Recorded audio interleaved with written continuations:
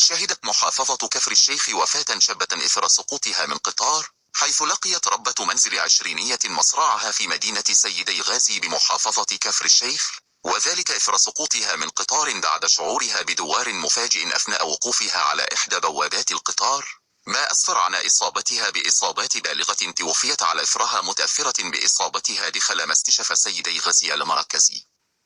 تفاصيل تلك الواقعة تعود عندما تلقى اللواء إيهاب عطية مدير أمن كفر الشيخ اخبارا يفيد بسقوط سيدة من قطار رقم 507 والمتجه من كفر الشيخ إلى مدينة شربين بمحافظة الدقهلية، أثناء سيره وخروجه من محطة قطار سيدي غازي بنطاق محافظة كفر الشيخ.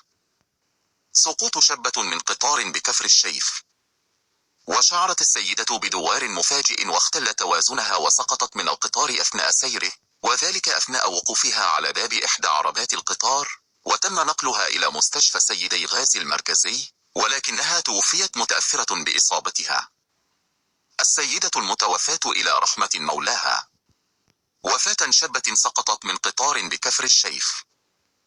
بانتقال الأجهزة الأمنية وبسؤال أهل السيدة المتوفاة وتدعى دينا نقسنط أنطر 20 عاما ربة منزل، قرروا بأنها متزوجة منذ قرابة العام، وكانت متجهة إلى مسقط رأسها بقرية إبشام التابعة لمركز بلا، وأثناء وقفها على باب إحدى عربة القطار اختلت وزنها نتيجة شعوها بدوار مفاجئ، وسقطت من القطار، وتم نقلها إلى مستشفى سيدي غازي المركزي التي توفي متأثرة بإصابتها.